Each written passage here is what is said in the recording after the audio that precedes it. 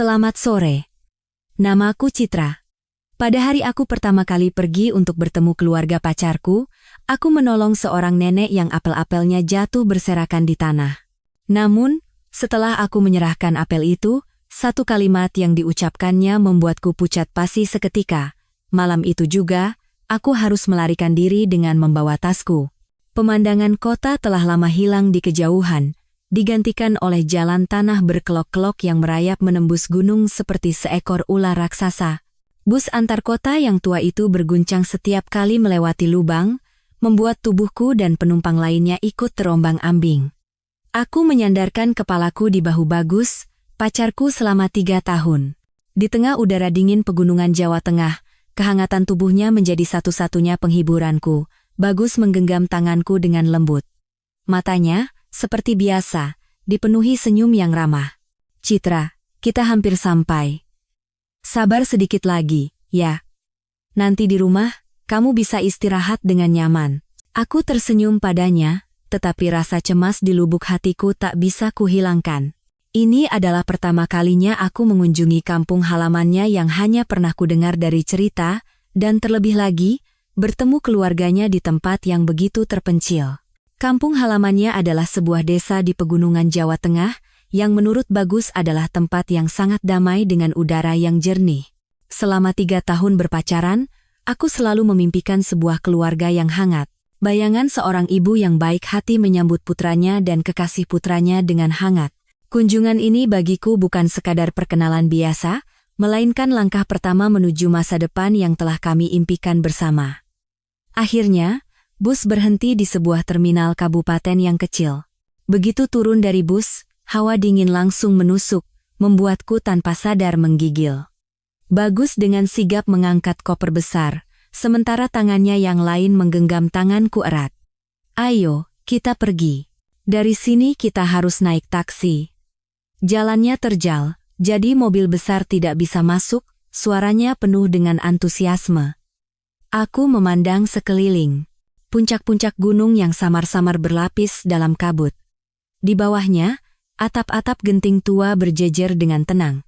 Udaranya memang sangat jernih, tetapi kesunyiannya menimbulkan perasaan asing dan cemas di hatiku. Sopir taksi adalah seorang pria parubaya berkulit gelap legam dan pendiam. Dia hanya mengangguk tanpa kata saat Bagus menyapanya, lalu menyalakan mesin. Jalan menuju desa semakin sempit dan bergelombang. Di tanjakan yang curam, mobil mengeluarkan suara seperti terengah-engah. Aku memeluk Bagus erat agar tidak terjatuh.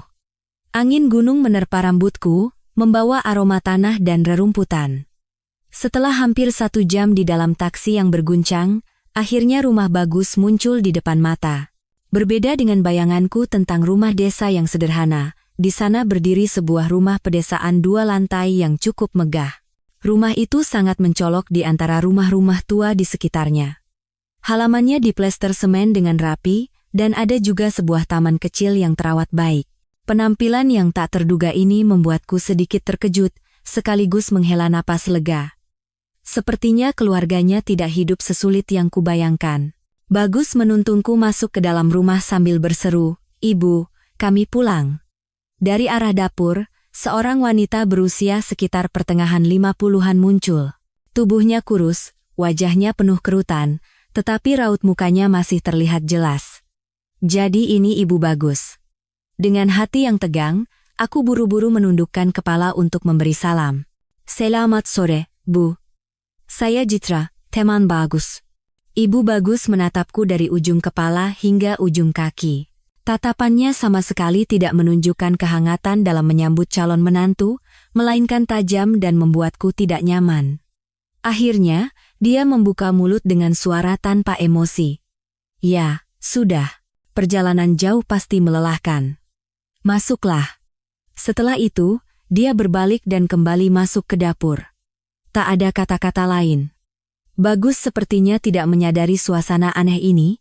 Dia tersenyum canggung dan berbisik di telingaku, "Ibu memang orangnya agak kaku, tapi sebenarnya hatinya baik. Jangan dipikirkan, ya." Aku memaksakan senyum, tetapi hawa dingin dari sikap ibunya sudah mulai meresap ke dalam hatiku. Rumah itu bersih dan tertata rapi, Tetapi entah mengapa tidak terasa ada kehangatan keluarga. Hanya suara detak jam dinding di ruang tamu yang bergema secara teratur dan monoton. Rumah itu terasa sangat sunyi. Saat duduk di meja kayu di tengah ruang tamu, kecemasan samar yang kurasakan sejak awal semakin jelas. Ada sesuatu yang salah. Dari orang-orang hingga pemandangannya, semua diselimuti oleh hawa dingin yang tak terlihat. Kunjungan ke kampung halamannya yang begitu kunantikan, entah kenapa, dimulai dengan pertanda buruk. Setelah meletakkan barang-barang di kamar yang kecil dan bersih di lantai 2, aku turun dengan niat membantu Ibu Bagus menyiapkan makan malam. Aku ingin meninggalkan kesan yang baik dan menunjukkan bahwa aku adalah wanita yang rajin dan pandai mengurus rumah. Tetapi, begitu aku melangkah ke ambang pintu dapur, Bagus menahan lenganku. "Citra, kamu pasti lelah. Istirahat saja, biar ibu yang urus semuanya. Pergi saja ke halaman belakang, cari angin segar." Aku sedikit ragu, tetapi sikap tegas. Bagus membuatku akhirnya menurut. Aku berjalan ke halaman belakang. Di sana ada sebuah sumur tua dan beberapa petak kebun sayur yang hijau.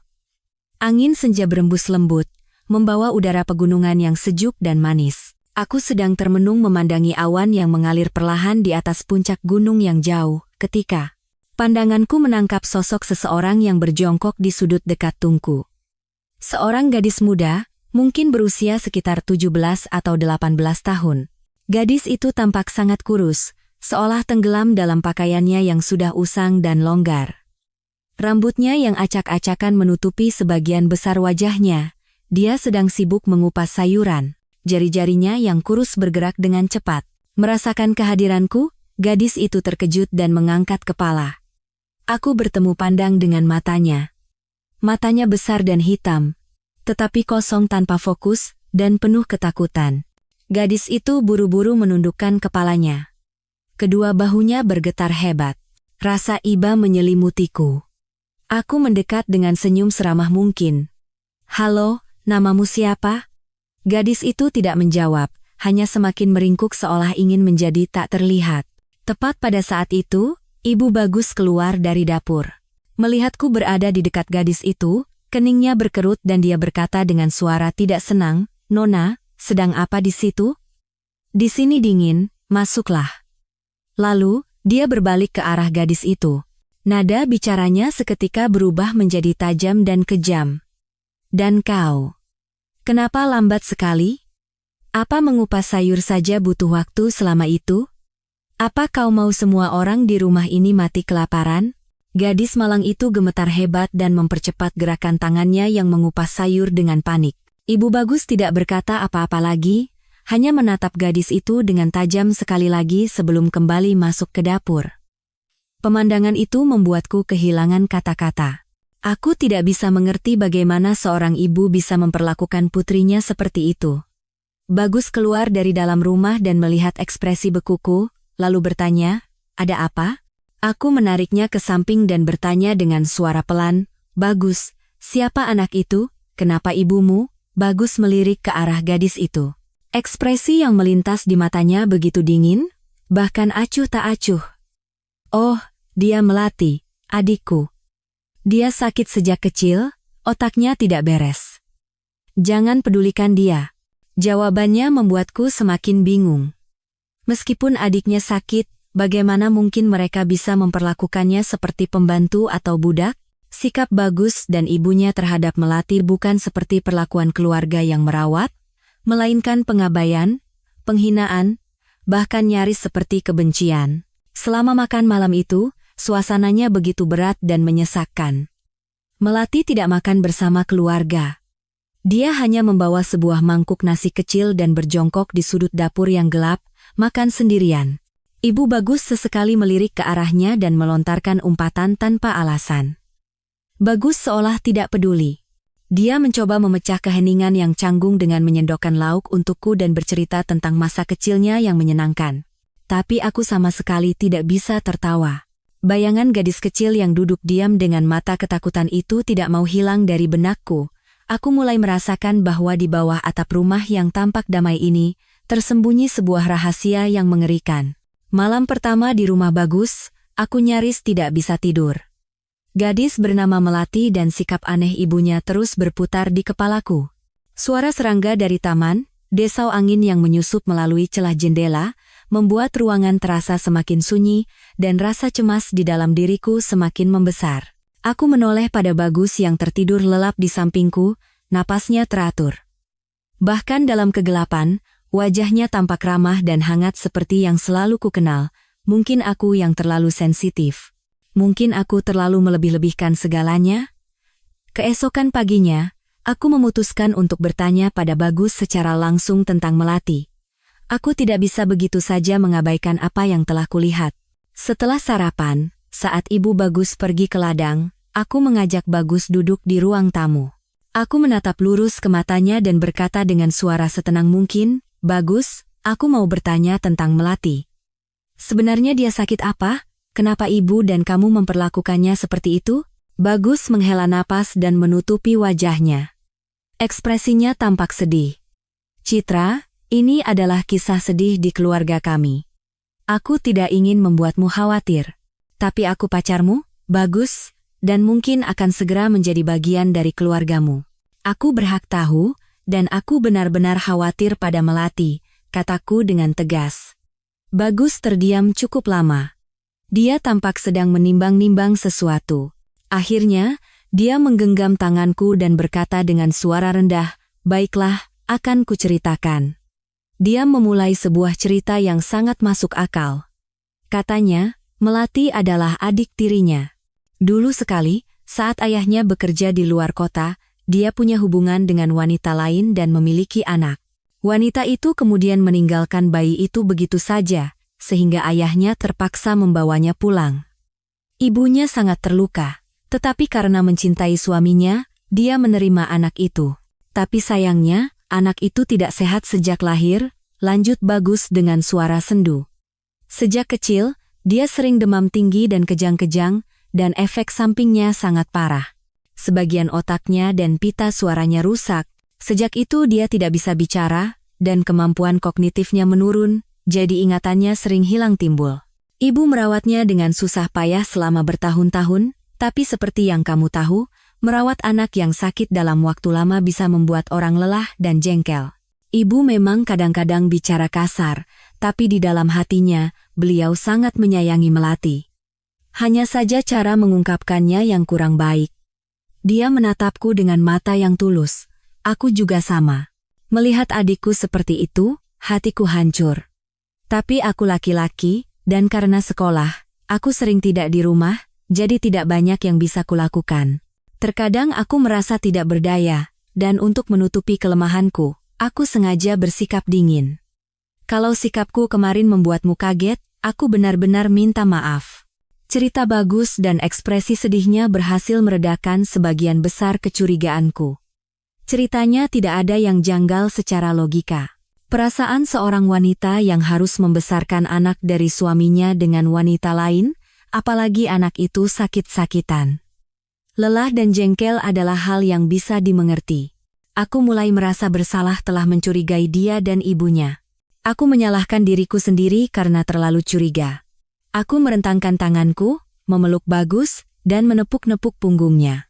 "Maafkan aku. Aku tidak tahu ada kisah sedih seperti itu di keluargamu. Aku salah paham pada ibu dan kamu." Bagus memelukku erat dan berkata dengan suara serak, "Tidak apa-apa, asalkan kamu mengerti." Meskipun aku menerima penjelasan Bagus, jauh di lubuk hatiku masih ada sesuatu yang terasa ganjil. Ekspresi Melati berbeda dari anak dengan keterbelakangan mental. Matanya memang kosong, tetapi terkadang memancarkan kilatan cerdas dan tajam. Dan yang terpenting, ada ketakutan yang luar biasa di sana. Ketakutan itu bukan milik anak yang polos, melainkan milik orang yang sepenuhnya sadar dan tahu bahwa dirinya berada dalam bahaya. Namun, saat itu, karena aku begitu mencintai dan mempercayai Bagus, aku berusaha menepis sebersit keraguan itu. Aku meyakinkan diriku sendiri bahwa aku harus percaya pada pria yang kucintai dan calon keluargaku. Aku tidak pernah menyangka bahwa itu akan menjadi kesalahan terbesar dalam hidupku, kesalahan yang nyaris merenggut nyawaku. Siang itu, untuk menunjukkan ketulusanku, aku memutuskan untuk lebih aktif membantu di dapur. Saat Ibu Bagus pergi ke ladang, aku masuk ke dapur untuk menyiapkan makan siang. Dapur itu sangat sederhana, hanya ada satu tungku kayu bakar dan beberapa panci aluminium tua. Melati sedang duduk di sudut dapur, mencuci beras dengan tenang. Begitu aku masuk, dia kembali terkejut dan secara refleks mencoba berdiri untuk lari. Aku buru-buru berkata dengan suara selembut mungkin, "Melati, jangan takut. Kakak cuma mau memasak. Tetap saja duduk di situ." Aku tersenyum pada gadis itu. Aku ingin menghilangkan jarak dan ketakutan di antara kami. Mungkin merasakan sikap ramahku, Melati tidak lagi lari. Tetapi dia tetap menunduk dalam-dalam, tidak berani menatapku. Sambil mengupas sayuran, aku sesekali mengajaknya bicara. "Udara di sini sejuk sekali, ya. Kakak tinggal di Jakarta terus, jadi datang ke sini rasanya tenang."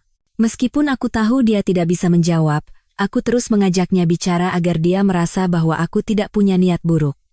Saat aku mencari pisau, aku tidak sengaja menjatuhkan tampah berisi sayuran ke lantai. Tanpa ragu sedikit pun, Melati segera membungkuk untuk memungut sayuran itu. Tepat pada saat itu, ketika dia mengulurkan tangannya, lengan bajunya yang usang tersingkap memperlihatkan kulit lengannya. Dan pemandangan yang kulihat membuat seluruh tubuhku membeku. Lengan gadis yang kurus dan pucat itu dipenuhi bekas luka lama dan baru yang tumpang tindih. Ada luka yang sudah sembuh dan berwarna merah muda, tetapi ada juga luka yang masih merah dan tampak dalam. Itu bukan luka biasa karena jatuh atau terbentur. Itu adalah luka goresan panjang dan sejajar, seperti bekas cambukan atau tali. Tenggorokanku tercekat. Penjelasan Bagus tentang penyakit Melati kembali terngiang di benakku.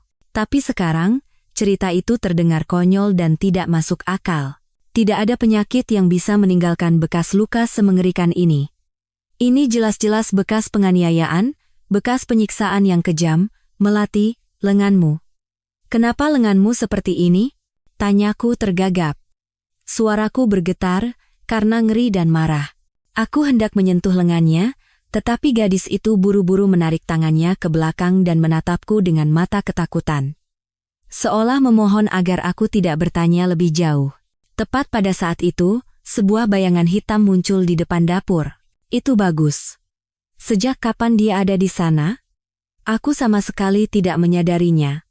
Wajahnya tidak lagi menunjukkan keramahan dan kehangatan seperti biasanya.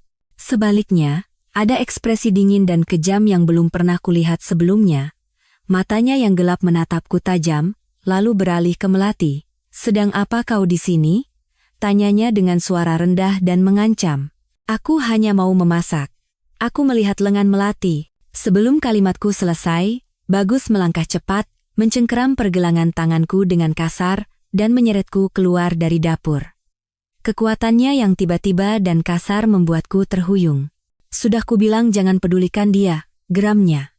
Dia mencengkeram pergelangan tanganku begitu keras hingga terasa seperti tulangku akan remuk. "Tapi lihat lengannya, penuh dengan luka. Apa mungkin ibu?" "Diam!" bentak Bagus memotong perkataanku. Dia menatap Melati yang meringkuk ketakutan dengan mata menyala-nyala. "Dan kau? Siapa yang suruh kau pamer lengan pada orang lain? Mau mati?" Selesai berkata, dia menendang baskom berisi beras di sebelah Melati dengan sekuat tenaga. Baskom aluminium itu membentur dinding dengan suara yang mengerikan. Beras dan air berhamburan kemana-mana, dan Melati menjerit tanpa suara sambil menutupi kepalanya dengan kedua tangan. Seluruh tubuhnya bergetar seperti daun. Pemandangan itu membuatku membeku. Apakah ini pria ramah dan perhatian yang kukenal? Apakah ini orang yang selalu mengatakan mencintaiku? Bukan. Ini adalah iblis. Kekejamannya yang tiba-tiba terhadap adiknya sendiri telah merobek semua topeng kemunafikan yang telah dia bangun dengan susah payah. Kini, tidak ada lagi keraguan di hatiku. Aku telah masuk perangkap. Perangkap yang dipasang oleh pria yang paling kucintai. Dan kengerian yang sesungguhnya, kengerian saat berhadapan dengan wajah asli seseorang yang paling dekat denganmu, mulai menggerogoti seluruh tubuh dan jiwaku. Setelah ledakan amarah yang mengerikan itu, Bagus menyeretku ke kamar di lantai atas. Dia membanting pintu, tetapi tidak menguncinya. Di antara kami, Tercipta keheningan yang begitu pekat seolah bisa dipotong dengan pisau. Aku duduk di tepi tempat tidur, menggenggam kedua tanganku erat-erat. Seluruh tubuhku masih gemetar karena pemandangan yang baru saja kulihat. Aku tidak berani menatapnya, tidak berani mengucapkan sepatah kata pun. Pria ramah yang kucintai selama 3 tahun telah lenyap sepenuhnya, digantikan oleh orang asing dengan tatapan dingin dan tindakan kejam. Setelah beberapa saat, Bagus tampaknya sudah lebih tenang. Dia duduk di sampingku. Dia mencoba merangkul bahuku, tetapi aku secara refleks menghindar. Tangannya berhenti di udara, dan terdengar helaan napas pelan. "Citra, maafkan aku. Aku kehilangan kendali." Suaranya kembali seperti biasa, ramah dan penuh penyesalan. "Melihatmu begitu peduli padanya membuatku teringat masa-masa sulit yang aku dan ibu alami, jadi emosiku meledak begitu saja. Aku benar-benar minta maaf." Dia mengarang cerita lain untuk membenarkan tindakannya. Katanya, selain sakit, Melati terkadang mengalami serangan dan melukai dirinya sendiri serta merusak barang-barang. Luka di lengannya adalah luka yang dibuatnya sendiri saat kambuh. Dia mengatakan bahwa dia bersikap keras untuk mendisiplinkan Melati agar tidak menyakiti dirinya sendiri dan orang lain. Setiap kata-katanya terdengar masuk akal, tetapi hatiku tidak lagi mempercayainya. Dingin. Itulah yang kurasakan. Kekejaman di matanya saat menatap Melati bukanlah ketegasan seorang kakak, melainkan kebencian seorang sipir. "Aku ingin menebus kesalahanku," lanjutnya dengan suara memelas. "Nanti kita jalan-jalan keliling desa, ya? Aku akan tunjukkan tempat aku besar. Menghirup udara segar mungkin akan membuat perasaanmu lebih baik." Di dalam kepalaku, 2 kata menjerit, "Tidak mau." Aku hanya ingin mengurung diri di kamar, mengunci pintu, dan bersembunyi. Tetapi logikaku berkata lain, melawannya sekarang sama saja dengan bunuh diri. Aku harus bersikap seperti biasa. Aku harus membuatnya tenang. Mungkin pergi keluar bisa menjadi sebuah kesempatan. Sekecil apapun kemungkinannya, mungkin akan ada kesempatan untuk meminta bantuan. Jadi, aku mengangkat kepala dan memaksakan senyum. "Iya, boleh. Aku juga ingin melihat-lihat." Mendengar persetujuanku, Bagus tampak sangat lega. Sore itu, kami berjalan menyusuri jalan tanah kecil yang berkelok-kelok di desa. Desa itu diselimuti kesunyian yang aneh. Sesekali, penduduk desa yang lewat menatap kami dengan pandangan yang bercampur antara rasa ingin tahu dan kewaspadaan, sebelum akhirnya buru-buru menunduk dan berlalu. Tidak ada sapaan, tidak ada senyum. Udara yang berat dan suram menyelimuti seluruh desa. Setelah berjalan cukup lama, kami melihat seorang nenek yang berjalan terhuyung-huyung sambil memikul seikat kayu bakar yang berat. Nenek itu salah langkah dan terjatuh, membuat kayu bakarnya tumpah di jalan. Aku segera berlari untuk membantunya berdiri. "Nenek, tidak apa-apa?" Nenek itu mengangkat kepala dan menatapku. Matanya sayu, tetapi ada kilatan tajam yang melintas di dalamnya. Nenek itu menggelengkan kepala dan menggumamkan sesuatu yang tidak jelas dari mulutnya yang ompong. Bagus juga mendekat. Dia berkata dengan sikap yang sangat sopan, "Nenek, biar kami bantu." Dia dengan cepat mengumpulkan ranting-ranting yang berserakan dan mengikatnya kembali dengan rapi. Saat Bagus sedang sibuk dengan ikatan kayu, nenek itu tiba-tiba mencengkeram pergelangan tanganku dengan kuat.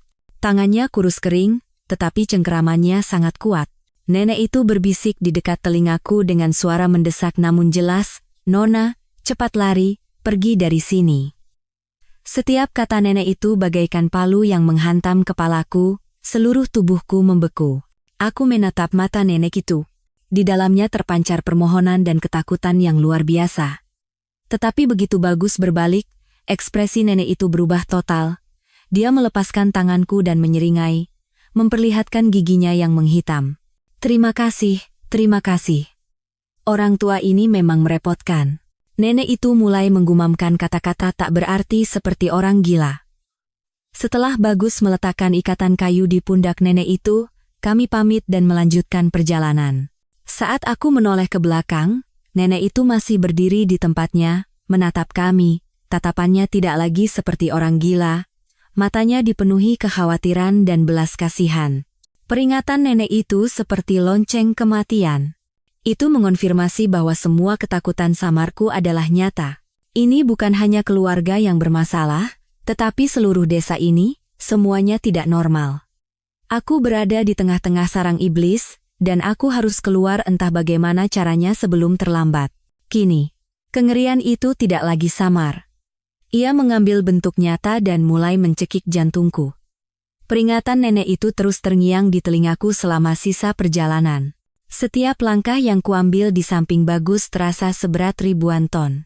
Senyum dan kata-katanya kini hanya terlihat sebagai kemunafikan dan kejahatan di mataku. Aku harus tetap tenang. Aku harus menyembunyikan kengerian yang bergejolak di dalam dadaku. Satu kesalahan kecil saja bisa membawaku pada kematian. Saat hampir sampai di rumah, Bagus tiba-tiba berkata, sekalian kita mampir ke rumah paman sebentar, yuk, dekat dari sini. Sudah lama tidak bertemu, sekaligus mengenalkanmu. Hawa dingin menjalari tulang punggungku. Aku tidak mau pergi. Aku tidak mau bertemu dengan anggota keluarganya yang lain. Aku segera mencari alasan. Tidak usah, Bagus, aku sedikit lelah. Lain kali saja, ya? Tidak bisa, jawab Bagus. Suaranya masih lembut, tetapi nadanya tidak menerima penolakan. Paman sangat ingin bertemu denganmu. Sebentar saja, kok, tidak akan lama. Ketegasannya membuatku sadar bahwa aku tidak punya pilihan lain. Rumah pamannya berada di ujung desa, terpisah dari rumah-rumah lainnya. Rumah itu berdinding papan dengan atap seng tua, tampak gelap dan lembab. Seorang pria tinggi dan berpenampilan kasar keluar dari dalam rumah. Wajahnya persegi dengan mata sipit kecil dan kulit hitam yang kasar. Sepertinya inilah paman yang dimaksud Bagus. Wah, Bagus, kapan datang? Pria itu menyapa Bagus dengan suara berat dan berjabat tangan dengan ramah. Tetapi saat tatapannya berhenti padaku, tatapannya berubah menjadi tatapan menilai yang sama seperti yang ditunjukkan Ibu Bagus saat aku pertama kali datang, kemarin, Paman. Ini Citra, pacarku.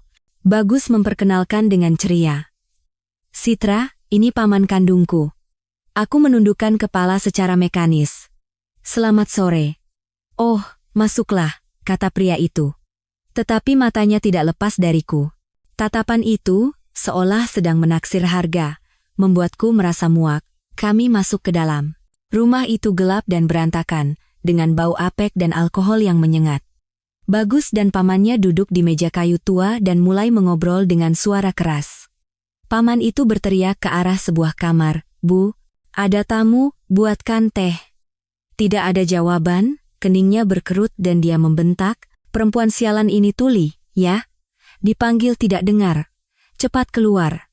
Sesaat kemudian, dari dalam kamar yang gelap, seorang wanita berjalan keluar dengan perlahan. Tubuhnya kurus kering dan bungkuk. Rambutnya yang panjang dan acak-acakan hampir menutupi seluruh wajahnya, dia mengenakan pakaian lusuh dan kotor. Dia membawa nampan berisi cangkir teh, tetapi tangannya gemetar hebat hingga cangkir-cangkir itu saling berbenturan menimbulkan suara gemerincing. Dia menunduk dalam-dalam, tidak menatap siapapun, meletakkan nampan itu dengan diam, lalu hendak berbalik. "Tuangkan tehnya untuk tamu." "Tidak punya mata, ya," bentak pamannya lagi. Wanita itu terlonjak kaget dan buru-buru mengambil teko. Saat dia membungkuk untuk menuangkan teh untukku, sehelai rambutnya tersibak, memperlihatkan sebagian wajahnya. Meskipun wajahnya pucat pasi dan ada memar keunguan di pipinya, aku bisa mengenali kontur wajah yang familiar itu. Bibir tipis, hidung mancung, dan bekas luka kecil di ujung alis kirinya. Jantungku serasa berhenti berdetak. Seluruh tubuhku menjadi dingin. Itu adalah sahabat terbaikku, Dewi. Teman sekelasku selama 4 tahun, yang 2 tahun lalu tiba-tiba menghilang tanpa jejak, Park Ji-yeon. Keluarganya mencarinya kemana-mana, bahkan melapor ke polisi, tetapi semuanya sia-sia. Semua orang mengira dia kabur dari rumah setelah bertengkar hebat dengan orang tuanya. Tetapi sekarang dia ada di sini, dalam kondisi yang menyedihkan, dipanggil perempuan sialan, diperlakukan seperti binatang. Aku begitu terkejut hingga tidak bisa bernapas. Semua kepingan yang berserakan kini menyatu, membentuk sebuah gambaran yang mengerikan. Hilangnya Dewi, sikap Bagus, luka-luka melati, peringatan nenek itu, semuanya terhubung. Ini bukan keluarga biasa. Ini adalah sarang kejahatan. Dan aku, seperti Dewi, telah masuk ke dalam kandang harimau dengan kakiku sendiri. Tepat pada saat itu, seolah ditarik oleh sesuatu, Dewi perlahan mengangkat kepalanya. Untuk sesaat yang sangat singkat, pandangan kami bertemu. Di matanya yang kosong dan putus asa, terlintas keterkejutan yang luar biasa, yang kemudian berubah menjadi kengerian dan permohonan. Dia mengenaliku, dan dia tahu persis betapa berbahayanya situasiku. Dia buru-buru menundukkan kepalanya, tetapi sebutir air mata mengalir di pipinya yang memar. Air mata itu bagaikan pisau tajam yang menusuk jantungku, begitu menyakitkan. Saat aku mengenali Dewi, seluruh duniaku seakan hancur berkeping-keping. Suara obrolan Bagus dan pamannya terdengar jauh, dan di dalam kepalaku, jeritan tanpa suara bergema. Aku harus melakukan sesuatu. Aku tidak bisa hanya duduk diam mengetahui temanku menderita dan giliranku akan segera tiba. Tapi bagaimana? Berteriak? Lari? Keduanya adalah tindakan gila, tindakan bunuh diri. Mereka akan segera menangkapku. Aku butuh alasan. Alasan untuk bisa mendekati Dewi, walau hanya untuk beberapa detik. Perutku terasa kram hebat, tapi kali ini bukan karena takut, melainkan sengaja kuciptakan. Aku memegangi perutku, mengerutkan wajah, dan sedikit membungkukkan badan. Citra, kenapa? Tanya Bagus, melihat wajahku yang pucat dengan kepura-puraan khawatir. Aku, tidak apa-apa, aku berhasil mengeluarkan kata-kata. Mungkin karena perjalanan jauh dan makanannya tidak cocok. Perutku sedikit sakit. Paman, boleh aku ke kamar mandi? Paman itu menunjuk ke belakang dengan dagunya. Di sana, di belakang dapur. Aku berpegangan pada meja dan berdiri terhuyung-huyung. Aku berjalan perlahan seperti orang yang kelelahan, berusaha keras agar tidak jatuh. Saat Bagus hendak mengikutiku, pamannya menahannya. Biarkan saja dia pergi sendiri. Perempuan memang merepotkan. Ayo, minum lagi.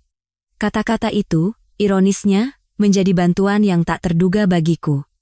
Aku berjalan terhuyung melewati dapur yang gelap dan kotor. Dewi sedang mencuci piring di bak cuci semen yang sudah tua.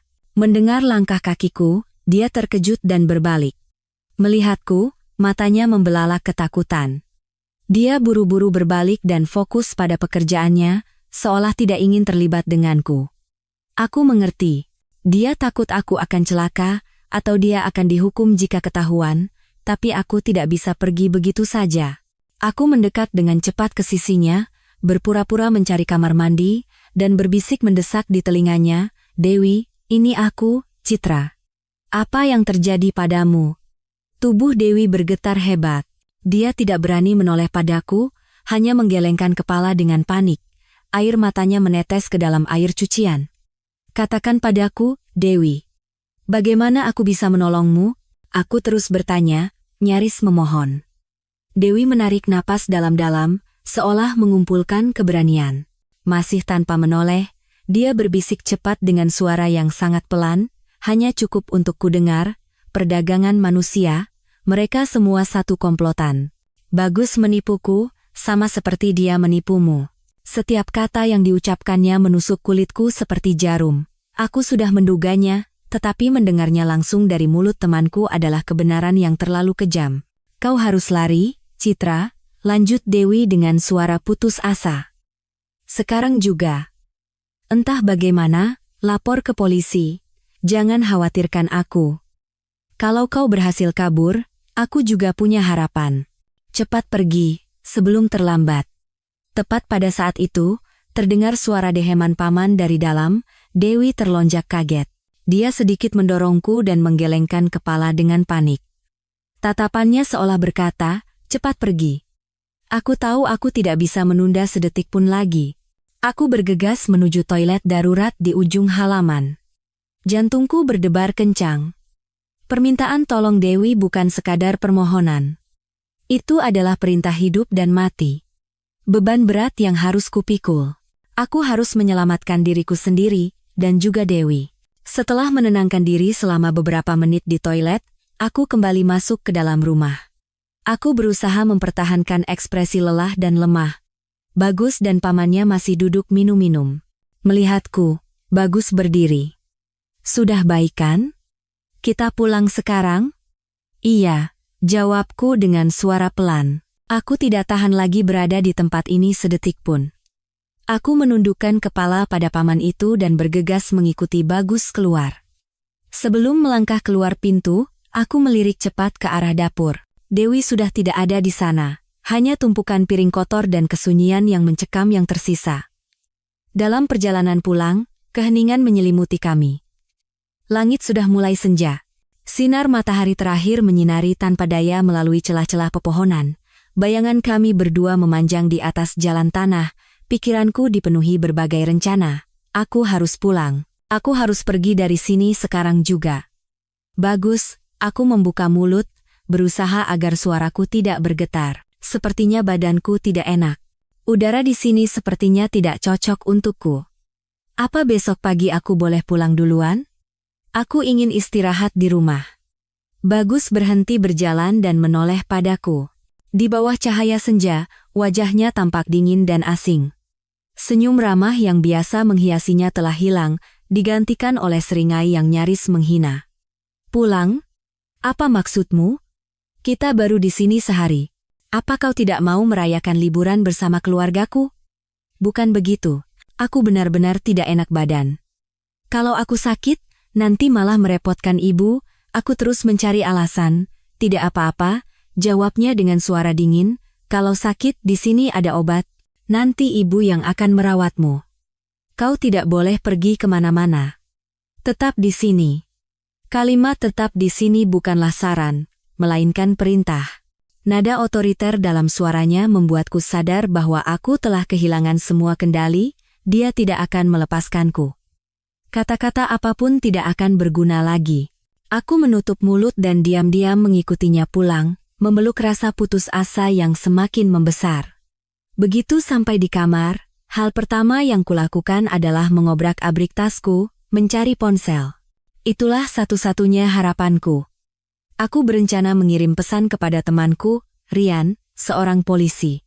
Rian pernah bertemu Bagus beberapa kali, dan pernah sekali bercanda padaku bahwa dia merasa ada yang aneh dengan Bagus, bahwa di balik penampilan ramahnya tersembunyi sesuatu yang penuh perhitungan. Dulu aku mengabaikannya, menganggap Rian terlalu curiga, tapi sekarang, kata-kata Rian adalah satu-satunya tali penyelamat yang bisa kugapai.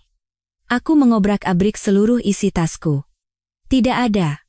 Aku menumpahkan semuanya ke atas tempat tidur. Lipstik, bedak, dompet, kunci. Tapi ponselku tidak ada dimanapun. Jantungku mulai berdebar kencang. Aku mencari di koper, di bawah tempat tidur, di lemari, tetap tidak ada. Bagus masuk ke kamar. Melihat ekspresiku yang panik, dia bertanya dengan santai, "Cari apa? Ponselku? Di mana ponselku?" kataku, nyaris berteriak. "Apa kau melihatnya?" Bagus mengangkat bahu. Ekspresi polosnya begitu menjijikkan. "Tidak tahu. Mungkin jatuh di jalan tadi. Waktu jalan-jalan atau di rumah paman." "Tidak mungkin. Aku selalu menyimpannya di tas," tegasku. "Memangnya punya kaki, bisa lari sendiri?" ejeknya. "Kalau hilang ya sudah. Di desa seperti ini sinyalnya juga jelek. Beberapa hari lagi kita pulang ke Jakarta, nanti kubelikan yang baru." Dia berkata seolah tidak terjadi apa-apa, tapi aku yakin dialah yang mengambilnya. Dia telah memutus semua jalur komunikasiku dengan dunia luar. Dia telah mengubah rumah ini menjadi penjara yang sempurna. Semua jalan keluar seolah tertutup. Aku terduduk di lantai. Hawa dingin keputusasaan menyelimuti seluruh tubuhku. Aku terperangkap. Benar-benar sendirian di tengah-tengah kawanan serigala. Putus asa. Itulah satu-satunya perasaan yang ada di dalam diriku sekarang. Kehilangan ponsel membuatku seperti burung yang sayapnya patah. Aku terperangkap dalam sangkar tak terlihat, dengan Bagus, ibunya, dan seluruh desa aneh ini sebagai jerujinya. Aku tidak berani melawan atau menunjukkan gelagat aneh. Aku harus berakting. Aku harus memainkan peran sebagai pacar yang penurut, yang hanya sedikit kelelahan karena belum terbiasa dengan lingkungan baru. Aku memakan makanan yang dibuatkan Ibu Bagus, mendengarkan kebohongan Bagus, sambil berusaha menelan air mata. Makan malam itu suasananya lebih berat dari kemarin. Aku duduk berhadapan dengan Bagus, menundukkan kepala ke dalam mangkuk nasi. Ibunya sesekali melirikku dengan tatapan tajam seperti pisau. Melati, seperti biasa, makan sendirian di sudut dapur yang gelap. Tapi hari ini, aku tidak hanya merasakan iba padanya, tetapi juga rasa senasib. Aku, Dewi, dan Melati, kami semua adalah korban dan tahanan keluarga ini. Setelah makan, Ibu Bagus menyuruh Melati mencuci piring. Dia terus-menerus memarahi dan mencaci maki gadis itu dengan kata-kata paling kejam. Bagus duduk di sampingku, bersikap seolah tidak mendengar apa-apa. Dia bahkan berkata padaku, "Maklumi saja, ya." Ibu seumur hidupnya menderita, jadi wataknya sedikit keras. Kata-katanya membuatku mual. Tiba-tiba, saat membawa tumpukan piring, Melati sepertinya terpeleset dan terhuyung. Gadis itu menjerit tanpa suara dan jatuh ke arahku. Piring-piring di tangannya jatuh ke lantai, pecah berkeping-keping dengan suara yang nyaring. Aku secara refleks mengulurkan tangan untuk menahannya, Melati jatuh ke dalam pelukanku. Dalam momen yang sangat singkat dan kacau itu, saat Ibu Bagus berteriak dan mengumpat, aku merasakan sesuatu yang kecil, keras, dan terlipat rapi dengan hati-hati diselipkan ke dalam telapak tanganku. "Matamu ditaruh di mana, hah?" Ibu Bagus berlari dan menjambak rambut Melati, menariknya berdiri. Bagus juga sontak berdiri. Wajahnya mengeras, dia menatapku dan Melati dengan tajam. Aku segera mengepalkan tanganku. Jantungku berdebar seperti jenderang. "Apa dia melihatnya? Kau kambuh lagi, ya?" geram Bagus pada Melati. Lalu, tanpa berkata apa-apa lagi, dia menampar pipi gadis itu dengan keras. Suara plak, yang kering menggema di tengah kesunyian, dan Melati jatuh di antara pecahan piring. Tidak berhenti di situ, Bagus maju dan terus menendang tubuh gadis itu. Berani-beraninya membuat keributan di depan tamu. "Momachi? Hentikan." Aku tidak tahan lagi dan berteriak. "Tolong jangan dipukuli lagi." Teriakanku membuatnya berhenti sejenak. Dia menoleh padaku dengan mata merah yang membelalak. Ibunya juga menatapku tajam. Aku sadar telah bertindak bodoh, telah menunjukkan perasaanku. Aku segera mencari alasan. Aku takut. Aku baru pertama kali melihat yang seperti ini. Bagus menatapku lama, lalu mendengus dingin. Dia mencengkeram kerah baju Melati dan menyeretnya ke halaman belakang, meninggalkan satu kalimat yang sedingin es, "Aku harus memberinya pelajaran." Ibunya diam-diam mengambil sapu dan mulai membersihkan pecahan piring. Sambil terus menggumamkan kutukan, aku berdiri terpaku di tempat. Seluruh tubuhku gemetar, telapak tanganku basah oleh keringat. Sambil mengepalkan erat benda yang diberikan Melati dengan mempertaruhkan nyawanya, aku tahu aku harus segera kembali ke kamar. Dengan alasan lelah, aku bergegas naik ke lantai 2. Begitu masuk ke kamar, aku segera menutup pintu dan bersandar di baliknya, terengah-engah. Perlahan, aku membuka telapak tanganku. Selembar kertas kecil yang terlipat 4 kali. Dengan tangan gemetar, aku membukanya. Tulisannya miring dan ditulis dengan arang, tapi masih bisa kubaca. Lari. Bahaya. 4 kata singkat, tetapi terasa seberat ribuan ton. Melati, gadis bisu yang kukira bodoh, ternyata adalah orang yang paling waras. Dia telah memperingatkanku dengan mempertaruhkan nyawanya. Melihat secarik kertas di tanganku, memikirkan kekerasan kejam yang baru saja dialaminya, kebencian membara di hatiku. Aku tidak bisa lagi duduk diam menunggu kematian. Aku harus bertindak. Untuk Dewi, untuk Melati, dan untuk diriku sendiri. Secarik kertas dari Melati bagaikan obat penyemangat yang kuat, mengusir keputusasaan dan ketidakberdayaan di dalam diriku. Rasa takut masih ada, tetapi kini telah berubah menjadi tekad sekeras baja. Aku tidak boleh menyia-nyiakan pengorbanan Melati. Aku harus mencari jalan keluar. Aku memutar ingatanku. Sebelum berangkat, saat merapikan koper tua, aku teringat menemukan sebuah ponsel jadul, ponsel pertamaku.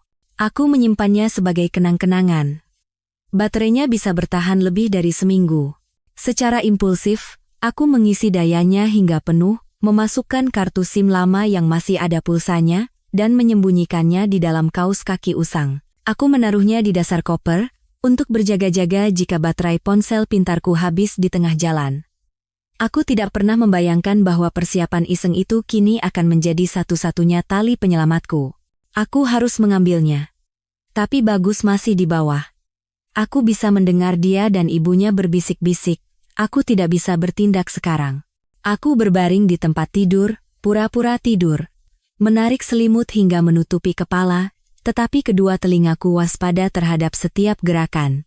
Sekitar setengah jam kemudian, aku mendengar suara langkah Bagus menaiki tangga, jantungku berdebar kencang. Dia membuka pintu dan masuk. Aku menahan napas, berpura-pura tidur lelap.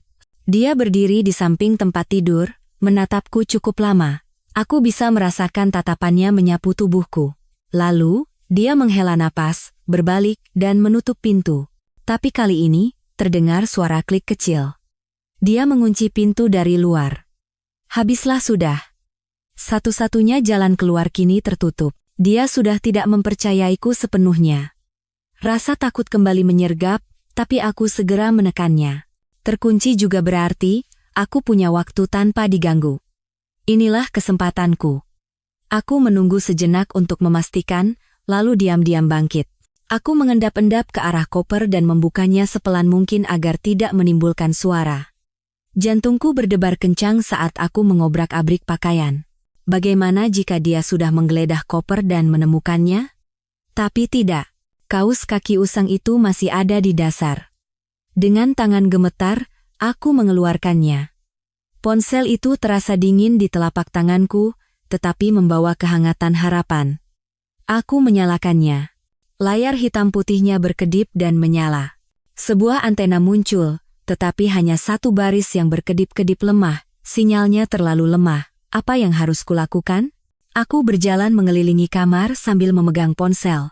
Menempelkannya ke jendela, mengangkatnya tinggi-tinggi.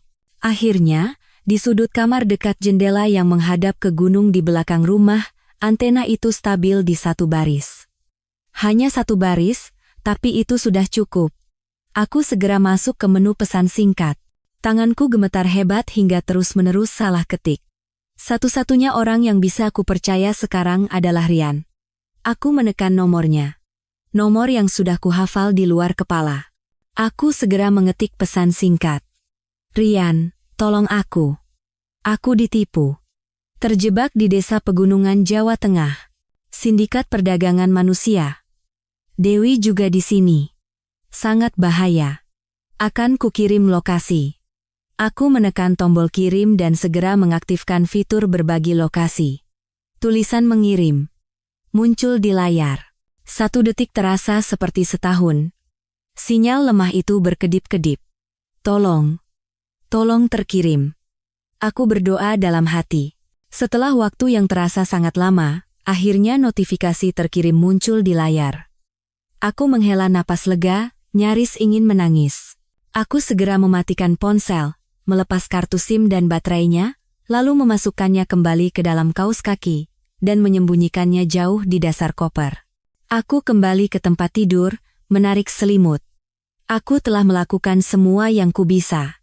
Sekarang, satu-satunya yang bisa kulakukan adalah menunggu dalam ketakutan dan harapan. Aku tidak tahu apakah sinyal pertolongan terakhirku sampai ke tujuan, dan apakah bantuan akan tiba sebelum mimpi buruk ini menelanku. Malam itu, aku tidak bisa tidur sama sekali. Setiap kali mendengar gonggongan anjing dari kejauhan atau suara angin yang menerpa jendela, jantungku berdebar kencang. Aku berharap Rian sudah menerima pesanku dan sedang dalam perjalanan, tetapi di saat yang sama, aku takut mereka akan menyadari tindakanku sebelum polisi tiba. Keesokan paginya, saat Bagus membuka pintu, aku memasang ekspresi lelah dan mengantuk untuk menyembunyikan wajahku yang pucat semalaman. Dia menatapku dengan curiga, lalu kembali memasang wajah ramah palsunya. Tidur nyenyak? Maaf soal semalam, aku sedikit emosi. Setelah sarapan, kita pikirkan langkah selanjutnya. Langkah selanjutnya. Kata-katanya menanamkan firasat buruk di hatiku. Sepanjang pagi, suasana di rumah sangat aneh. Ibu Bagus tidak pergi ke ladang seperti biasa, melainkan sibuk di dapur, memasak banyak makanan. Bagus tampak gelisah, mondar-mandir keluar masuk rumah, sesekali mengintip keluar gang dengan cemas. Dia tidak lagi menempel di sisiku seperti sebelumnya, tapi aku tahu dia dan ibunya masih mengawasiku. Aku tidak bisa melangkah keluar gerbang sedikit pun. Penjara ini sedang mengencangkan jerat terakhirnya. Menjelang makan siang, terdengar suara sepeda motor yang berisik, lalu berhenti di depan gerbang rumah Bagus. Seorang pria turun. Usianya sekitar 50-an, berperawakan pendek gemuk dengan perut buncit dan kulit hitam yang berkilauan karena keringat. Dia mengenakan kemeja yang warnanya sudah pudar, dengan kancing atas terbuka, memperlihatkan bulu dada dan kalung emas tebal. Mata kecilnya menyapu halaman, lalu berhenti di pintu tempat aku berdiri. Tatapan itu mentah, cabul, dan serakah, seperti tatapan seorang tukang daging melihat sepotong daging berkualitas. Bagus dan ibunya bergegas keluar, membungkuk-bungkuk menyambutnya. "Pak Surya, sudah datang? Silakan masuk." Bagus menoleh padaku. Bibirnya tersenyum, tetapi matanya dingin. "Citra, ini Pak Surya, rekan bisnis lama keluarga kami. Ayo, beri salam." Aku membeku di tempat. Rekan bisnis. Aku tahu siapa pria ini. Peringatan Dewi, persiapan ibu dan anak Bagus, dan yang terpenting, tatapan pria itu, semuanya menunjuk pada satu jawaban. Dia adalah pembeli. Dia datang untuk membeliku. Ibu Bagus menarik lenganku. Suaranya manis dibuat-buat. "Citra, kami ini memang masih malu-malu." "Pak, ayo, nak, beri salam." Aku didorong masuk ke ruang tamu. Pria bernama Pak Surya itu tidak melepaskan pandangannya dariku. Dia menatapku dari ujung kepala hingga ujung kaki, lalu dari ujung kaki hingga ujung kepala lagi. Tatapan cabulnya seolah menelanjangiku di tempat. Dia mendecakkan lidah dengan puas, lalu berkata pada Bagus dengan suara berat, "Barangkali ini bagus, segar, putih, dan cantik. Harganya harus lebih bagus dari yang kemarin, nih." "Tentu, itu terserah Bapak saja," jawab Bagus dengan nada menjilat. "Saya percaya Bapak tidak akan membuat kami rugi." "Yang kemarin? Apakah yang dia maksud adalah Dewi?" Perutku mual. Nasib temanku juga ditentukan dalam tawar-menawar menjijikkan seperti ini, dan sekarang, giliranku. Aku bukan lagi Citra, seorang mahasiswi, seorang manusia. Aku adalah barang dagangan yang sedang ditawar, menunggu untuk dikemas dan dikirim ke neraka baru. Darah di seluruh tubuhku terasa dingin. Aku harus mengulur waktu. Rian pasti akan datang. Pasti. Makan siang itu adalah makanan terburuk dalam hidupku. Aku duduk berhadapan dengan pria pembeli itu, menahan tatapan lengket dan lelucon cabulnya. Dia terus-menerus meletakkan lauk di mangkuk nasiku, dan sesekali sengaja menyentuh tanganku. Setiap kali itu terjadi, aku merasa mual. Ibu dan anak Bagus menawarinya minuman keras, menciptakan suasana yang dibuat-buat sangat akrab hingga menyeramkan. Aku menundukkan kepala, makan perlahan, mencoba mengulur waktu. Setiap detik yang berlalu, aku berdoa agar suara sirene mobil polisi terdengar, tetapi yang kudapatkan hanyalah kesunyian yang putus asa dari desa pegunungan ini. "Rian, kau di mana?" Setelah makan, Ibu Bagus berkata padaku dengan suara yang menurutnya paling ramah, "Citra pasti lelah setelah perjalanan jauh. Naiklah ke kamar, istirahatlah. Bagus, antarkan temanmu." "Baik, Bu," jawab Bagus. Dia berdiri dan memberiku isyarat. Aku tahu inilah saatnya mereka akan bertindak. Aku berdiri dengan langkah seberat timah. Saat aku melewati ruang tamu, pria pembeli itu juga berdiri dan mengikutiku dari belakang. Jantungku mulai berdebar kencang. Bagus mengantarku ke kamarku. Dia membuka pintu dan sedikit mendorongku masuk. Istirahat yang nyenyak, ya. Tapi begitu aku melangkah masuk, pria pembeli itu juga dengan cepat ikut masuk di belakangku.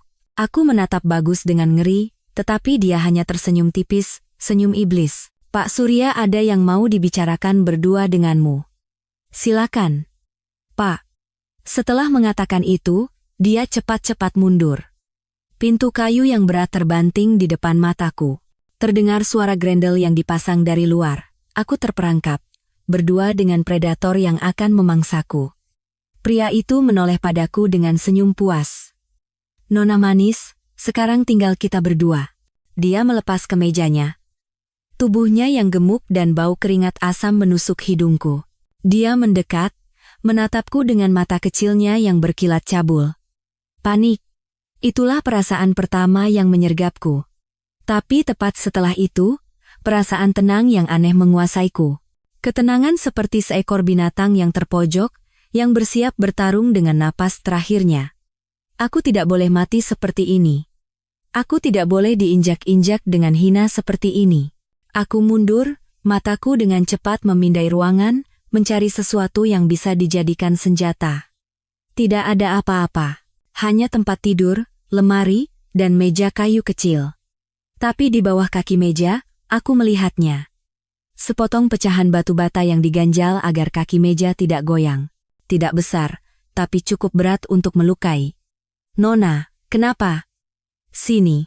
Pria itu merentangkan tangannya, seolah hendak memelukku. Saat dia melangkah, aku dengan secepat kilat membungkuk dan mengambil pecahan batu bata itu. Ketika dia menyadari tindakanku, aku sudah mengayunkan batu bata itu dengan sekuat tenaga, menghantam pelipisnya. Suara buk yang tumpul terdengar, dan pria itu menjerit kesakitan, terhuyung. Dia memegangi kepalanya dengan satu tangan. Darah mengalir dari sela-sela jarinya, membasahi separuh wajahnya dengan warna merah. Tatapannya tidak lagi cabul. Sebaliknya, yang ada adalah keterkejutan dan kemarahan yang membabi buta. Dia tidak pernah menyangka mangsa selemah diriku berani melawan. Pertarungan hidup dan matiku baru saja dimulai. Pukulan tak terduga itu membuat pria itu kehilangan orientasi. Dia terhuyung beberapa langkah sebelum terduduk di lantai, masih memegangi lukanya yang berdarah. Rasa sakit dan amarah tergambar jelas di wajah kasarnya. "Perempuan. Sialan. Berani-beraninya kau." Geramnya. Matanya yang memerah menyala-nyala. Aku mundur, mengepalkan batu bata itu erat-erat. Jantungku berdebar kencang di dalam dada. Aku tahu aku hanya punya satu kesempatan. Jika pria itu bangkit dan menyerang, kekuatanku sebagai gadis kota tidak akan mampu melawannya. Aku harus bertindak cepat. "Diam!" teriakku. Suaraku begitu tajam hingga aku sendiri terkejut. Aku mengangkat batu bata itu, seolah akan menyerang lagi. "Bergerak sekali lagi, kepalamu akan kupecahkan." Mungkin ekspresiku yang gila dan sikap nekatku membuatnya ragu. Dia menatapku tajam sambil terengah-engah. Aku tidak membuang waktu sedetik pun. Aku berlari ke lemari, menarik spray, dan merobeknya memanjang. Pria itu sepertinya mengerti niatku. Dia menggeram. "Apa yang mau kau lakukan?" "Menggikatmu, jawabku singkat. Aku mendekatinya, masih dengan batu bata di tangan. Tangan ke belakang. "Cepat. Atau aku tidak tahu apa yang akan kulakukan." Pria itu ragu, tetapi melihat batu bata berdarah di tanganku dan tatapan mataku yang tegas, dia akhirnya menyerah. Sambil menggumamkan kutukan, dia menuruti perintahku. Aku dengan cepat mengikat kedua tangannya di belakang punggung dengan sobekan kain itu. Aku menariknya sekuat tenaga agar dia tidak bisa bergerak. Lalu, aku merobek sepotong kain lagi dan menyumpal mulutnya dengan kuat. Setelah selesai, aku terengah-engah. Seluruh tenagaku terkuras, tapi aku tahu ini bukan saatnya untuk istirahat. Keributan di dalam kamar pasti sudah membuat Bagus dan ibunya di luar curiga. Benar saja, dari luar pintu terdengar suara Bagus. "Pak Surya, Citra? Ada apa di dalam?" Jantungku berdebar lagi. Sekarang apa? Jika mereka mendobrak pintu, aku tidak akan bisa melawan mereka berdua. Aku harus mengulur waktu. Aku harus membuat mereka percaya bahwa semuanya berada di bawah kendalinya. Sebuah ide melintas di benakku. Aku menarik napas dalam-dalam, mengatur suaraku agar terdengar bergetar dan ketakutan. "Bagus, tolong aku," teriakku dengan sedih, terisak. Pak Surya menakutkan sekali. Dari luar pintu, terdengar tawa sinis Bagus, "Kalau menakutkan baru seru. Layani saja Pak Surya dengan baik, nanti dia akan menyayangimu." Sesuai dugaanku. Dia mengira aku adalah mangsa lemah yang memohon dalam keputusasaan. Dia tidak pernah menyangka bahwa mangsa itu telah melumpuhkan sang pemburu. Aku tidak mau, aku tidak mau, aku terus berakting. Suaraku penuh dengan kepiluan. Bagus, masuklah ke sini. Aku takut sekali. Kita bicara dulu, ya? Tidak bisa, suara Bagus berubah dingin. Urusanmu dengan Pak Surya, selesaikan sendiri. Kalau kau bersikap baik, kau tidak akan menderita. Bagus, teriakku, seolah memainkan peran wanita yang terluka karena pengkhianatan dengan sempurna. Bagaimana kau bisa melakukan ini padaku? Apa salahku? Apakah perasaanmu selama 3 tahun ini semuanya bohong? Jelaskan padaku. Kenapa kau melakukan hal sekeji ini padaku? Aku harus tahu alasannya. Aku harus memancingnya bicara. Aku harus membuatnya mengakui kejahatannya. Di saku jaketku, masih ada ponsel pintar lamaku yang biasa kugunakan untuk merekam kuliah. Mereka mengambil ponsel utamaku, tetapi melewatkan perangkat cadangan ini. Tidak ada SIM card, tetapi fungsi rekamnya bekerja sempurna. Ini bisa menjadi bukti krusial untuk kejahatan dia dan komplotannya. Aktingku di balik pintu adalah umpan agar rubah licik itu menumpahkan semua kebenarannya. Di luar pintu, Bagus terdiam sejenak. Mungkin kata-kataku yang penuh penderitaan menyentuh sudut hatinya. Atau mungkin dia hanya sedang menikmati euforia kemenangan. Aku diam-diam memasukkan tangan ke saku jaket dan menekan tombol rekam di ponsel. Saat sebuah lampu kecil menyala di layar, aku segera menutupinya dengan tubuhku. Bohong. Akhirnya Bagus angkat bicara. Suaranya penuh dengan cemoohan dan kebencian. Ya. Semuanya bohong. Sejak awal aku bertemu denganmu, ada tujuannya. Aku tahu gadis cantik dari keluarga kaya sepertimu pasti akan jatuh cinta pada pria kampung sepertiku. Kau naif sekali, Citra. Tenggorokanku tercekat. Meskipun aku sudah tahu, mendengarnya langsung dari mulutnya adalah rasa sakit yang menusuk dada. 3 tahun masa mudaku, 3 tahun cinta yang membara. Semuanya adalah sandiwara yang dirancang dengan rapi. Kenapa? Tanyaku dengan suara bergetar. Apa salah keluargaku padamu? Keluargamu tidak salah apa-apa padaku, cibir Bagus. Tapi ayahmu, bajingan itu, telah menghancurkan seluruh hidup ibuku. Aku kehilangan kata-kata. Ayahku? Apa hubungannya ayahku dengan ibunya? Kau tahu? Lanjut Bagus. Suaranya menjadi sengit, seolah meledakkan amarah yang telah lama terpendam. 25 tahun yang lalu, ibuku juga seorang gadis cantik dari Jakarta sepertimu, dia sangat mencintai ayahku. Tapi tahu apa yang terjadi? Saat ibuku bilang dia hamil, pria itu dengan kejam meninggalkannya. Tidak hanya itu, karena takut akan menghalangi karirnya, dia berkomplot dengan orang lain dan menjual ibuku ke pelosok gunung ini. Setiap kata Bagus bagaikan petir yang menyambar. Ayahku menjual ibunya? Ini tidak mungkin benar. Dalam ingatanku, ayahku adalah suami dan ayah yang selalu baik dan teladan. Ibuku harus menjalani hidup yang hina di sini. Dipukuli, diinjak-injak, teriak Bagus. Suaranya pecah karena amarah. Ibu melahirkanku dalam kebencian dan membesarkanku dengan dendam. Aku bersumpah suatu hari nanti akan membuat ayahku membayar semuanya. Aku akan membuat putri kesayangannya merasakan semua penderitaan yang dialami ibuku. Bohong. Aku tergagap, tidak ingin mempercayai kebenaran yang mengerikan ini. Bohong. Bagus tertawa gila. Kau kenal temanku, Dewi? Aku sendiri yang memancingnya ke sini dan menjualnya pada pamanku. Dia juga bodoh sepertimu, tertipu oleh kata-kata manisku. Melati juga sama. Dia bukan adikku. Dia adalah anak yang dilahirkan ibuku dari suami yang didapatnya di sini. Karena dia perempuan, ibuku membencinya dan menyiksanya. Aku juga begitu. Aku benci semua yang berhubungan dengan tempat busuk ini. Setelah dendamku tuntas, aku akan pergi jauh dari sini. Dia mengakui semuanya. Pengakuannya yang dingin dan kejam terekam dengan jelas. Menipuku demi balas dendam, menjual Dewi, menyiksa Melati. Inilah bukti pasti kejahatannya. Aku tetap tenang dan terus memprovokasinya. Lalu, apa yang akan kau lakukan padaku? Apa yang kulakukan padamu? Suara Bagus kembali bernada jahil yang keji. Sama seperti Dewi. Pak Surya sangat menyukaimu. Kau akan menjalani hidup baru di tempat yang sangat jauh. Siapa tahu, kalau kau bisa memberinya anak laki-laki, nasibmu mungkin akan berubah. Kata-kata kotornya membuatku mual. Tapi aku mendapatkan apa yang kuinginkan. Bukti kejahatannya. Sekarang aku hanya perlu menunggu. Menunggu keajaiban. Tepat pada saat itu, dari belakangku terdengar gumaman penuh kutukan. Pria pembeli itu mulai bergerak. Ikatan kain itu tidak cukup kuat untuk menahannya lama. Aku menoleh ke belakang. Jantungku serasa mau meledak. Sandiwaraku telah berakhir, dan pertarungan untuk bertahan hidup yang sesungguhnya baru akan dimulai.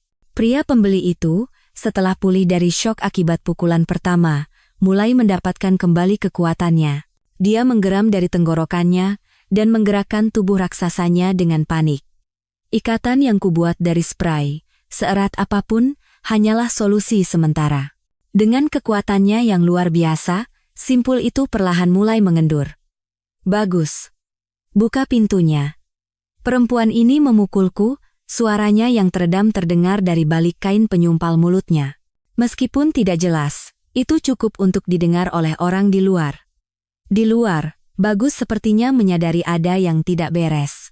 Pak Surya. Apa maksud Bapak? Citra, apa yang kau lakukan pada Pak Surya? Dia mulai menggedor-gedor pintu. Buka pintunya sekarang. Kalau kau menyentuh seujung rambut pun Pak Surya, kau akan mati. Aku tahu waktuku tidak banyak. Aku sekali lagi memindai ruangan, mencari jalan keluar dengan putus asa. Jendela. Teralis besi terpasang. Pintu depan terkunci dari luar. Aku benar-benar terpojok. Terdengar suara krak, suara kain yang robek. Pria pembeli itu berhasil memutuskan satu lapis ikatan. Dia membuang kain yang menyumpal mulutnya dan terengah-engah. Matanya yang memerah menatapku seolah akan memakanku hidup-hidup. Perempuan sialan. Akan kubunuh kau. Dia bangkit dengan terhuyung-huyung, masih sedikit pusing karena luka di kepalanya. Kemarahan telah mengubahnya menjadi binatang buas yang sesungguhnya. Dia menerjangku. Aku berteriak dan mengayunkan batu bata di tanganku ke arahnya, tetapi kali ini dia sudah siap. Dia menangkis dengan lengannya yang besar, dan batu bata itu membentur lengannya dengan suara tumpul sebelum jatuh ke lantai.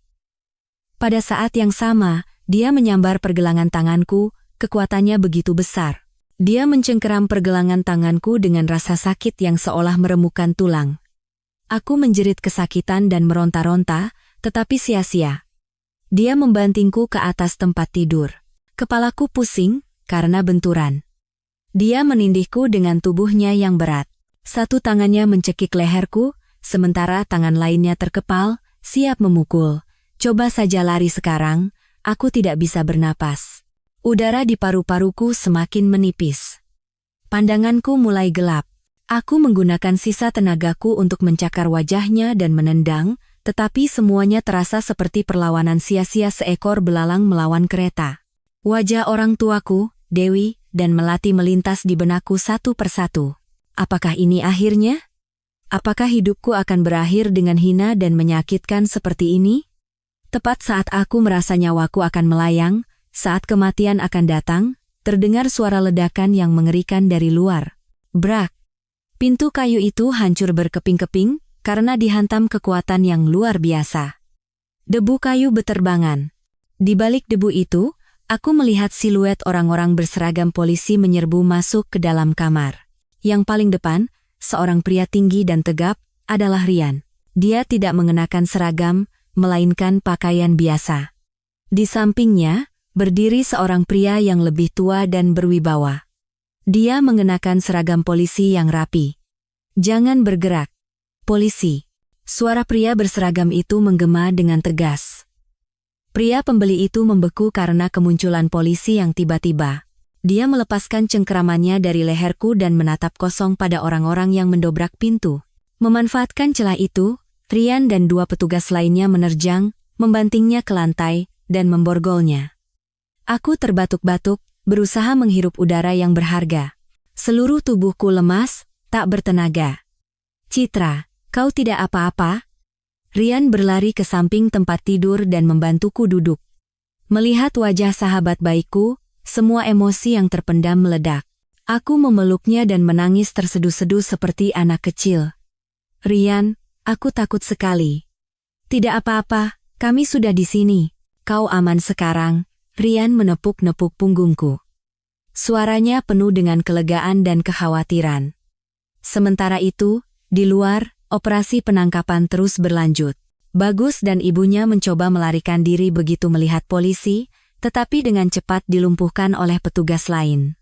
Jeritan dan umpatan ibu Bagus, permohonan Bagus, dan perintah polisi bercampur aduk, menciptakan pemandangan yang kacau. Polisi berseragam tadi masuk ke kamar. Dia menatapku dengan tatapan menyesal dan berkata, "Maaf, kami sedikit terlambat.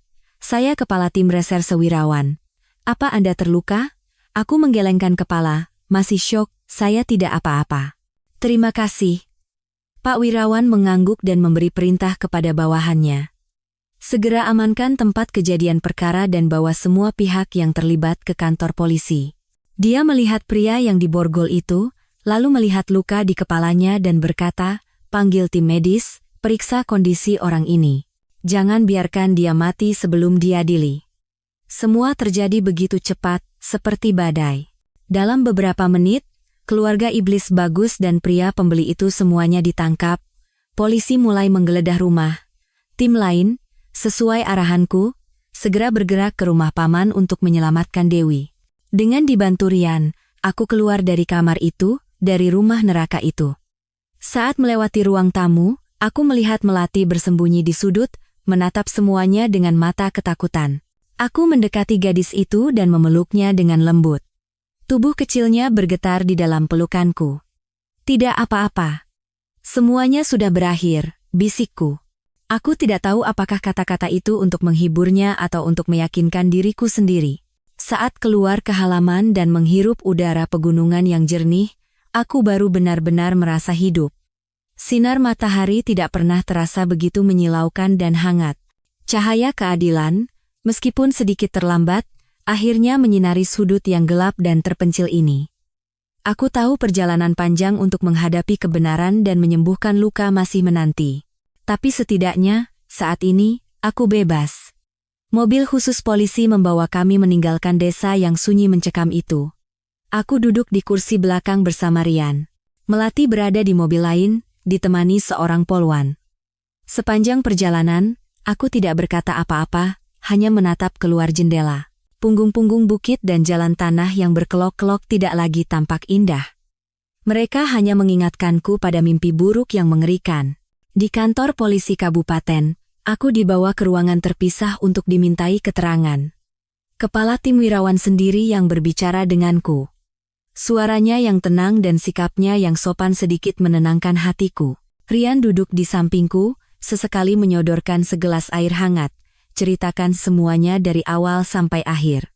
"Tenang saja, ceritakan apa yang Anda ingat," kata Pak Wirawan. Aku menarik napas dalam-dalam dan mulai menceritakan semuanya. Dari awal perjalanan, sikap aneh Ibu Bagus, gadis bisu bernama Melati, luka-luka di lengannya, peringatan nenek itu, hingga momen mengejutkan saat aku mengenali Dewi di rumah Paman Bagus. Aku menyerahkan rekaman pengakuan Bagus kepada Pak Wirawan. Dia menerimanya. Seiring ceritaku berjalan, ekspresinya menjadi semakin serius. Setelah ceritaku selesai, Rian angkat bicara. "Begitu menerima pesan dan lokasimu, aku langsung tahu ada yang tidak beres. Aku sudah lama curiga pada Bagus. Sejak aku mengenalkannya padamu, aku merasa ada yang tidak tulus. Caranya menatapmu bukan seperti tatapan orang yang jatuh cinta, tapi seperti tatapan pemburu pada mangsanya. Aku sempat mencari tahu tentangnya diam-diam, tapi tidak menemukan apa-apa. Informasi tentang kampung halamannya juga sangat samar. Begitu menerima pesan, aku langsung melapor pada Pak Wirawan. Karena medannya sangat sulit dan ada kemungkinan penduduk desa bersekongkol, kami butuh hampir seharian penuh untuk menentukan lokasi dan merencanakan penyergapan. Pak Wirawan melanjutkan, "Kami harus bergerak sangat hati-hati untuk menjamin keselamatan Anda dan korban lainnya. Syukurlah kami bisa tiba tepat waktu." Sesaat kemudian, seorang petugas masuk dan melapor, "Pak, korban kedua, Dewi, telah diselamatkan dari rumah Paman Bagus, Budi. Kondisinya sangat buruk, ada tanda-tanda penganiayaan jangka panjang. Sudah segera dilarikan ke rumah sakit. Mendengar Dewi selamat, aku menangis. Kali ini, air mata kelegaan. Pemeriksaan terhadap Bagus dan komplotannya berlanjut semalaman. Di hadapan bukti-bukti yang tak terbantahkan, terutama rekaman suara itu, mereka akhirnya menunduk dan mengakui kejahatan mereka. Kebenaran terungkap jauh lebih rumit dan menyakitkan daripada yang kubayangkan. Ayahku datang ke kantor polisi. Begitu melihatku, dia berlari dan memelukku erat. Wajahnya pucat pasi, tampak beberapa tahun lebih tua. "Nak, ayah minta maaf. Ini semua salah ayah." Ayah menangis. Untuk pertama kalinya dalam hidupku, aku melihat ayahku yang tegar menangis seperti anak kecil. Kebenarannya seperti yang dikatakan Bagus, tetapi tidak sepenuhnya akurat. Ayah mengakui bahwa di masa mudanya, dia menjalin hubungan cinta dengan ibu Bagus. Tetapi ketika tahu wanita itu hamil, karena masa depannya dan pertunangannya dengan ibuku, dia dengan pengecut meninggalkannya. Namun, dia bersikeras tidak menjualnya secara langsung. Dalam keadaan terdesak, dia memberinya sejumlah besar uang dan mengenalkannya pada seorang kenalan, memintanya untuk membawa wanita itu ke tempat yang jauh untuk memulai hidup baru. Dia tidak pernah menyangka bahwa kenalannya itu adalah anggota sindikat perdagangan manusia, dan bahwa dia akan menjual ibu Bagus ke tempat di mana wanita itu harus menderita seumur hidupnya. Tindakan ayahku yang tidak bertanggung jawab dan kejam secara tidak langsung telah menjerumuskan seorang wanita ke dalam tragedi. Dan tragedi itulah yang menumbuhkan benih kebencian Bagus, yang kemudian membawa tragedi bagi Dewi dan aku. Kebenaran lain juga terungkap. Bagus bukan kakak tiriku. Dia adalah anak yang dilahirkan ibunya dari suami yang dinikahinya secara paksa di desa itu. Semua cerita tentang hubungan darah adalah kebohongan yang dia karang untuk membuat sandiwara balas dendamnya lebih kejam. Semua simpul telah terurai, tetapi yang tersisa di hati masing-masing hanyalah luka yang tidak akan pernah sembuh. Beberapa bulan kemudian, persidangan digelar. Karena sifatnya yang kejam dan rumit, persidangan itu menarik perhatian publik. Aku berdiri di pengadilan sebagai korban dan saksi kunci. Orang tuaku, orang tua Dewi, dan Rian hadir untuk memberiku semangat. Saat berhadapan dengan Bagus dan ibunya di kursi terdakwa, aku tidak lagi merasa takut. Yang ada hanyalah kesedihan yang tak berujung. Bagus tampak sangat kurus dan kuyu. Keangkuhan di matanya telah hilang, digantikan oleh kekosongan. Ibunya terus meraung dan mengumpat, menyalahkan semua orang kecuali dirinya sendiri. Rekaman pengakuan Bagus diputar di pengadilan. Setiap kata kejamnya menggema, mengungkap semua rencana gelap dan kejahatan tak termaafkannya. Ruang sidang hening mencekam. Aku melihat ayahku, dia menunduk dalam-dalam, kedua bahunya bergetar. Ibuku duduk di sebelahnya, menggenggam tangannya erat, tetapi di mata ibuku juga terpancar rasa sakit dan kekecewaan. Akhirnya, putusan dibacakan. Berdasarkan bukti yang jelas dan beratnya kejahatan, majelis hakim menjatuhkan hukuman paling berat. Bagus, sebagai pelaku utama perdagangan manusia, penyekapan ilegal, dan penganiayaan, divonis hukuman mati. Ibunya, sebagai kaki tangan yang terlibat dalam kejahatan, divonis penjara seumur hidup. Paman Bagus, Budi, yang secara langsung menyiksa Dewi, divonis 20 tahun penjara. Pembeli, Pak Surya, dan anggota sindikat lainnya juga dijatuhi hukuman berat, masing-masing antara 10 hingga 18 tahun penjara. Keadilan telah ditegakkan, orang-orang jahat telah menerima ganjarannya, tetapi suara palu hakim tidak memberiku kegembiraan atau kepuasan.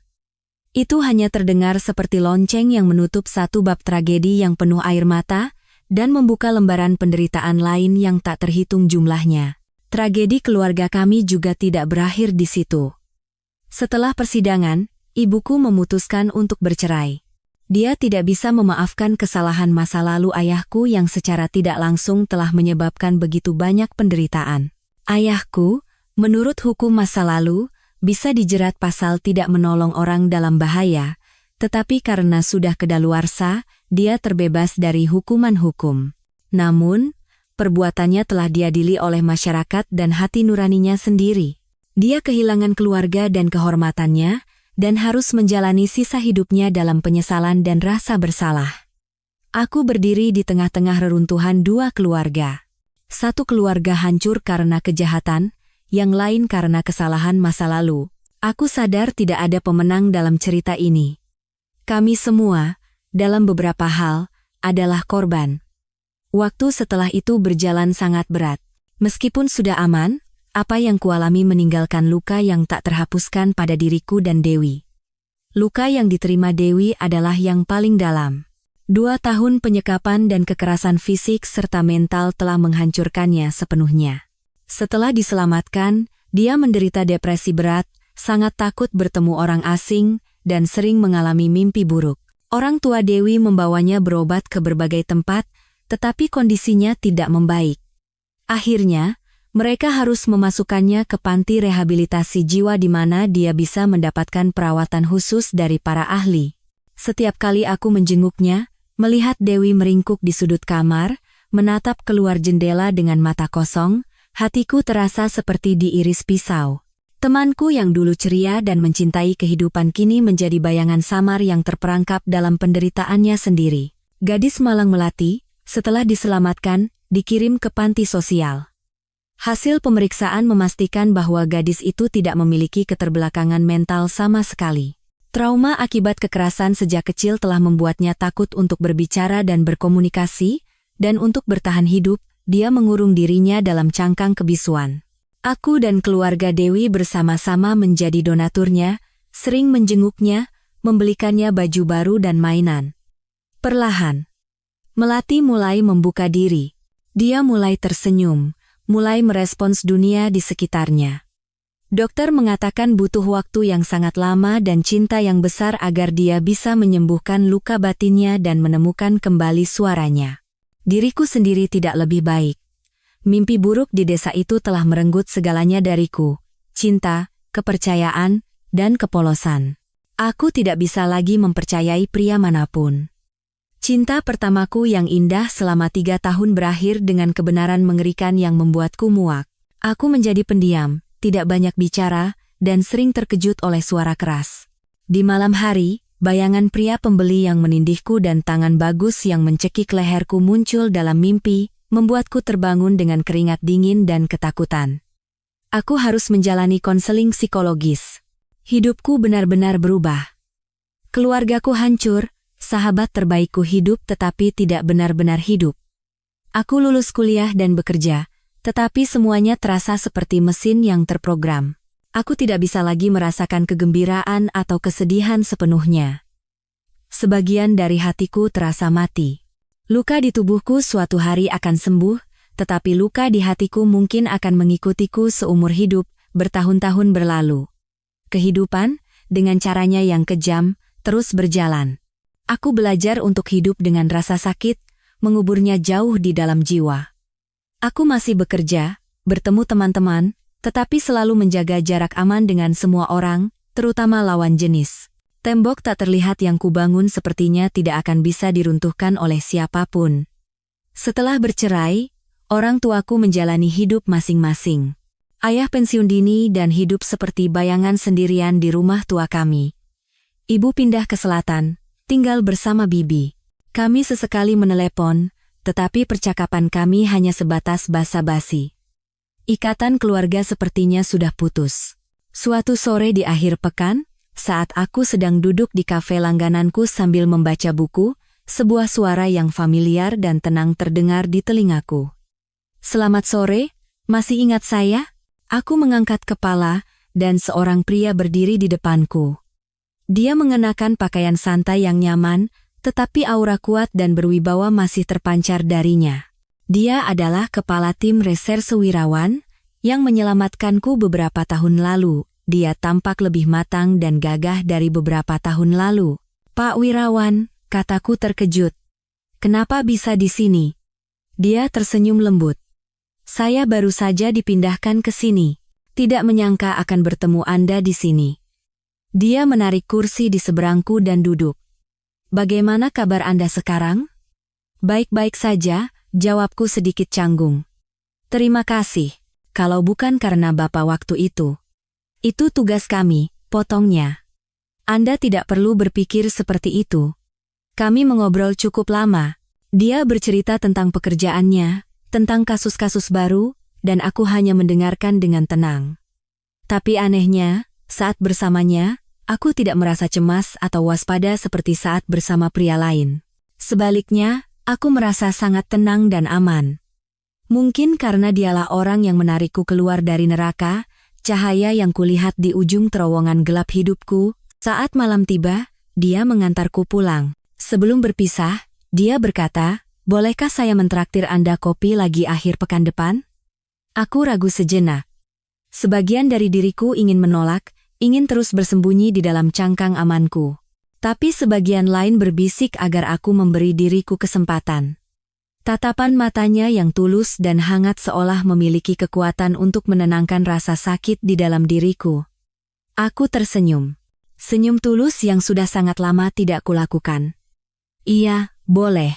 Pertemuan tak terduga itu membuka babak baru dalam hidupku.